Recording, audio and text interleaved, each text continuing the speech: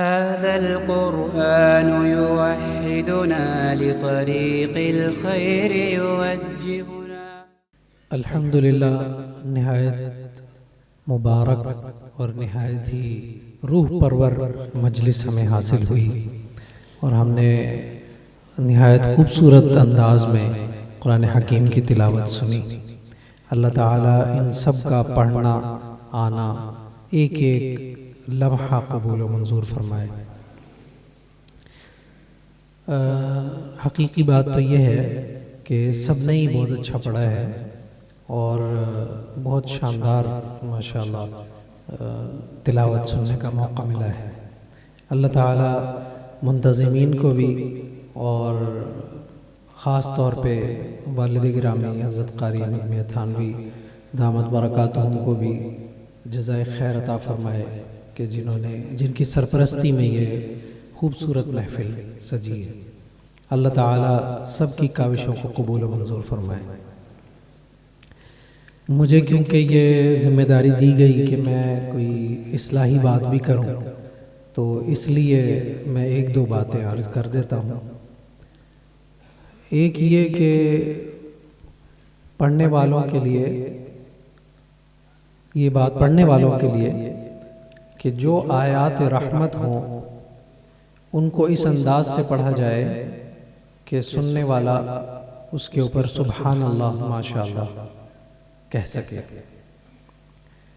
اور جو آیات عذاب ہیں ان کو اس انداز سے پڑھا جائے کہ وہاں لہجے کی وجہ سے سبحان اللہ ماشاءاللہ کہنے کا موقع ہی نہ بنے. مثلا جہاں اللہ تعالیٰ نے اپنے غصے کا اظہار کیا ہو یا لا يحب الکافرین کا اظہار کیا ہو تو وہاں سبحان اللہ یا ماشاءاللہ اس کے مناسب بنتا نہیں ہے.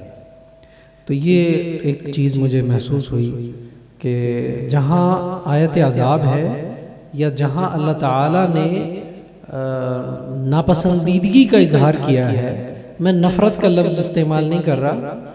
ناپسندیدگی کا لفظ استعمال کیا ہے، تو اس کا جواب اس کے حساب سے آئے، وہاں لہجہ ہی ایسا اختیار کیا جائے، اس ٹکڑے کو ایسے انداز سے پڑھا جائے کہ پڑھنے والا وہاں سبحان اللہ نہ کہے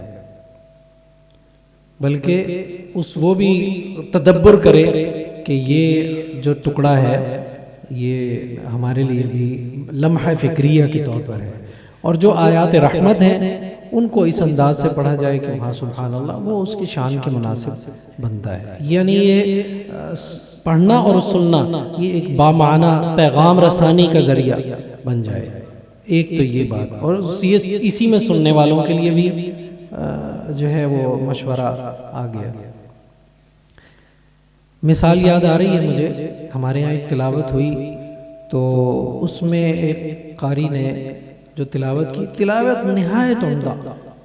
اور اگر میں یہ کہوں کہ جو لوگ سبحان اللہ ماشاءاللہ یا داد دینے میں بخیل ہوتے ہیں وہ بھی چپ نہ رہ سکے، کچھ نہ کچھ ان کے منہ سے نکل گیا، اتنی شاندار تلاوت. لیکن جو ٹکڑا منتخب کیا وہ عذاب والا تھا. وہ تھا سورہ فرقان کے آخر میں ہے کہ وَمَن يَفْعَلْ ذَلِكَ يَلْقَ أَثَامًا يُضَاعَفْ لَهُ الْعَذَابُ يَوْمَ الْقِيَامَةِ وَيَخْلُدْ فِيهِ مُهَانًا. اس پہ سب سامعین کہہ رہے ہیں سبحان اللہ ماشاءاللہ. یہ اس آیت کے معنی سے مناسبت نہیں رکھتا. وہاں ہم سبحان اللہ ماشاءاللہ اگر کہیں تو یہ ظاہر ہے عذاب کی بات ہو رہی ہے اور دگنے عذاب کی بات ہو رہی ہے. وَيَخْلُدْ فِيهِ مُهَانًا، ہاں اگر قاری صاحب وَيَخْلُدْ فِيهِ مُهَانًا إِلَّا مَنْ تَابَ وَآمَنَ یہاں لا کے وقف کرتے اور پھر اس پہ مجمع سبحان اللہ کہتا تو بہت مزیدار بات ہوتی، وہ لطافت میں اضافہ ہو جاتا. میں یہ نہیں کہہ رہا کہ اس سے کوئی مطلب لہن جلی ہوئی ہے یا کوئی لہن خفی ہوئی ہے، یہ فنی معاملہ نہیں ہے، یہ پیغام رسانی کا معاملہ ہے. اور اس چیز کو سیکھنے کے لیے اگر جن طلباء نے آج تلاوت کی ہے، جن شارکین نے آج شرکت کی ہے، وہ لوگ بھی اور دیگر حضرات بھی جو سننے والے ہیں، سب طلباء ہیں اس وقت، اگر اس معاملے میں صدیق منشاوی کی تلاوت سنیں اور اس نیت سے سنیں کہ ہم نے یہ مہارت حاصل کرنی ہے، تو میرا جو ناقص رائے ہے، میری جو تجربہ یا ناقص رائے ہے، وہ یہ ہے کہ محمد صدیق المنشاوی ان کے ہاں یہ چیز بہت بدرجہ اتم مجھے نظر آتی ہے، بہت خوبصورت ٹکڑے وہ پڑھتے ہیں، اور جو آیات رحمت ہوتی ہے ان کو اس کے حساب سے، اور جو آیات عذاب ہوتی ہیں ان کے حساب سے، ان کے وقف اور اعادے بھی اس کے مطابق ہوتے ہیں۔ آپ سن کر دیکھ لیجئے، بہت سی تلاوتیں اسی اصول پر ان کی چل رہی ہیں۔ اچھا، دوسری بات ہے نغمات اور مقامات یا لہجات کہہ لیجئے، اس سے متعلق آج وہ بھی ہمیں سننے کو ملے ہیں اور نہایت خوبصورت، بہت اچھے ماشاءاللہ۔ البتہ ایک چیز قابل غور ہے، وہ یہ ہے کہ یہ نغمات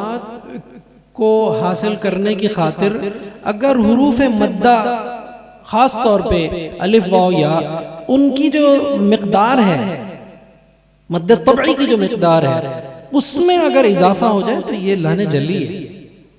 پھر یہ نغمہ تو حاصل ہو گیا، وہ مقام تو حاصل ہو گیا، وہ سیڑھیاں تو اب پوری ہو گئیں، لیکن حرف زائد ہو گیا۔ تو اگر حرف مدہ مثال کے طور پہ واو ہے، الف ہے، یا ہے خاص طور پہ، اور وہاں مد طبعی ہے، وہاں مد فرعی کوئی نہیں ہے، نہ مد منفصل ہے، نہ کوئی اور، نہ مد وقفی بھی نہیں ہے، وہاں پر آپ وصلاً پڑھ رہے ہیں، اور وہاں آپ اپنے نغمے کو بنانے کے لیے حرف مدہ کی مقدار کو تھوڑا سا زیادہ کر دیں، تو یہ تو لہن جلی، اس لیے کہ وہ تو حرف کی مقدار ہے، الف واو یا جو اس کی مد طبعی ہے وہ 2 حرکات ہیں، اس سے زیادہ نہیں ہے۔ یا اسی طرح بعض طلباء نے، جو مشارکین جو تھے ان میں ہو سکتا ہے بعض طلباء نہ ہوں، طلباء اساتذہ بھی ہوں ممکن ہے، لیکن یہ کہ میں تو کیونکہ جج کی سیٹ پر بیٹھا ہوا تھا، یہ جج کی سیٹ پر بیٹھنا یہ ایک ذمہ داری ہے،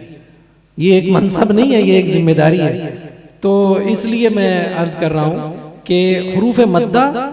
اور خاص طور پہ غنہ اخفا،